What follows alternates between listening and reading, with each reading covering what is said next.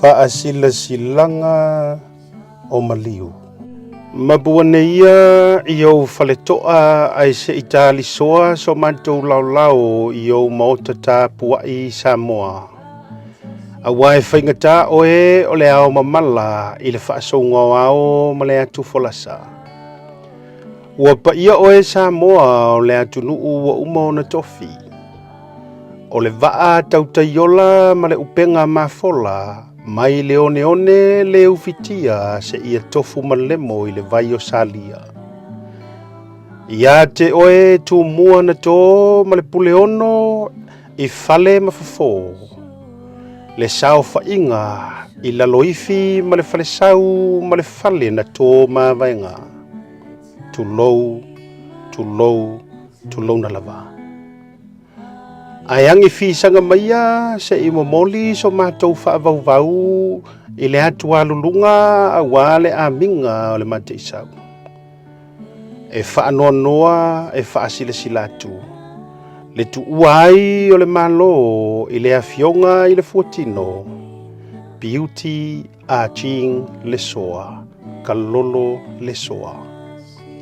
I lona aiga i Melbourne Victoria Australia. I le aso to'nai 25 o Aperila luafe 26. Walangi ai nei Mulifusi e Afio ai Muagututia o le Tama Sa-Satuala. Walangi fo'i Lupese'e e Afio ai Taimalieutu o le Fofoga o le vai. O le lagia le valea o le Maota i Sagameauta e susu ai Tanuvasa o le au na fausia. Awe wa Gauolosa'a a Sa-Satuala. Watu ua le māЛō i le Afioga i le Fuatino. Walangi fo'i fonga le vai whangai awa maniniva e Afio ai te o matavui. O le baia le valea i le Afio o le falefio li'i. Awe wa tō le timu wa tawhea le tau ofe. Wa Maliu toa wa mai mawai a upenga o le taua.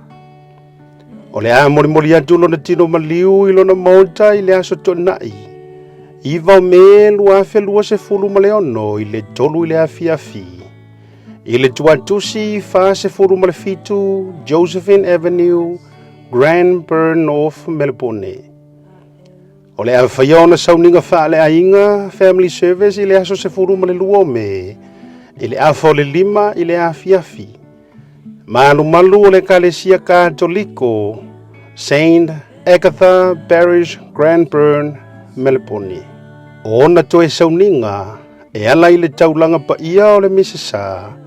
O le Fuatino lava i Saint Agatha Parish i le itu la e 10 ma le tasi i le taiao aso 10 ma le wha o melu a whelua 10 ma le ono. Ona moli atua i lea o lona sa i lona ori sanga tu mau. Sa inia le nei Faasilasilanga Afioga sa o le ainga. Le malu fai toanga Kalolo Lesoa. Le malu fai toanga Patrick Petelo Lesoa. Ma le ainga whaavau.